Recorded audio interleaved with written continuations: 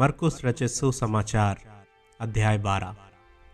फिर वह दृष्टांतों में उनसे बातें करने लगा। किसी मनुष्य ने दाख की बारी लगाई और उसके चारों ओर बाड़ा बांधा और रस का कुंड खोदा और गुम्मट बनाया और किसानों को उसका ठेका देकर परदेश चला गया।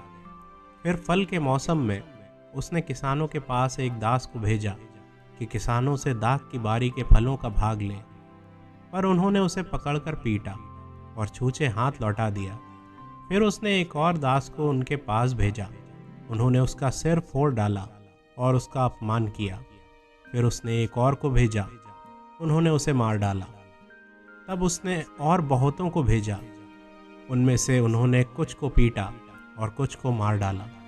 अब एक ही रह गया था जो उसका प्रिय पुत्र था। अंत में उसने उसे भी उनके पास ये सोचकर भेजा कि वह मेरे पुत्र का आदर करेंगे।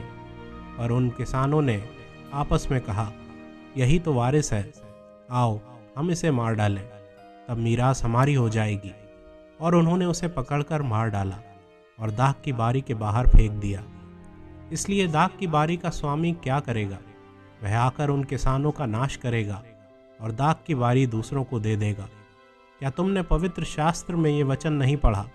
जिस पत्थर को राजमिस्त्रियों ने निकम्मा ठहराया था, वही कोने का सिरा हो गया।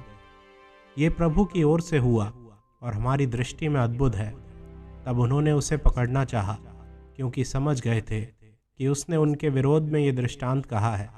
पर वे लोगों से डरे और उसे छोड़कर चले गए। तब उन्होंने उसे बातों में फंसाने के लिए कुछ फरीसियों और हेरोदियों को उसके पास भेजा। उन्होंने आकर उससे कहा, हे गुरु, हम जानते हैं कि तू सच्चा है और किसी की परवाह नहीं करता, क्योंकि तू मनुष्यों का मुंह देखकर बातें नहीं करता, परंतु परमेश्वर का मार्ग सच्चाई से बताता है। तो क्या कैसर को कर देना उचित है या नहीं? हम दें या ना दें? उसने उनका कपट जानकर उनसे कहा, मुझे क्यों परखते हो? 1 दीनार मेरे पास लाओ कि मैं उसे देखूं। वे ले आए और उसने उनसे कहा, ये छाप और नाम किसका है? उन्होंने कहा, कैसर का। यीशु ने उनसे कहा, जो कैसर का है वह कैसर को, और जो परमेश्वर का है परमेश्वर को दो। तब वे उस पर बहुत अचंभा करने लगे।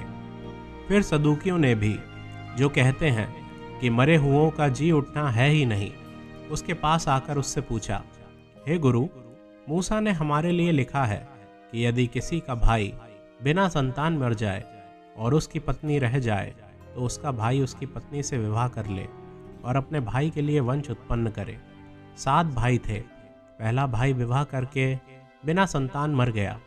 तब दूसरे भाई ने उस स्त्री से विवाह कर लिया और बिना संतान मर गया। और वैसे ही तीसरे ने भी किया, और 7 से संतान ना हुई। सबके पीछे वह स्त्री भी मर गई। अतः जी उठने पर वह उनमें से किसकी पत्नी होगी, क्योंकि वह 7 की पत्नी हो चुकी थी। यीशु ने उनसे कहा, क्या तुम इस कारण से भूल में नहीं पड़े हो कि तुम ना तो पवित्र शास्त्र ही को जानते हो और ना ही परमेश्वर की सामर्थ्य को? क्योंकि जब वे मरे हुओं में से जी उठेंगे, तो वे ना विवाह करेंगे और ना विवाह में दिए जाएंगे, परंतु स्वर्ग में दूतों के समान होंगे।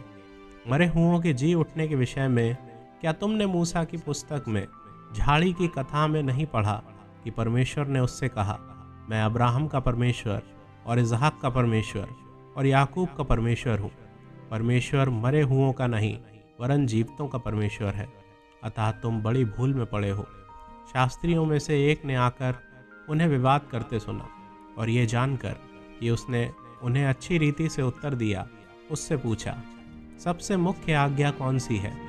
यीशु ने उसे उत्तर दिया, सब आज्ञाओं में से ये मुख्य है, हे इज़राइल सुन, प्रभु हमारा परमेश्वर एक ही प्रभु है, और तू प्रभु अपने परमेश्वर से अपने सारे मन से और अपने सारे प्राण से और अपनी सारी बुद्धि से और अपनी सारी शक्ति से प्रेम रखना।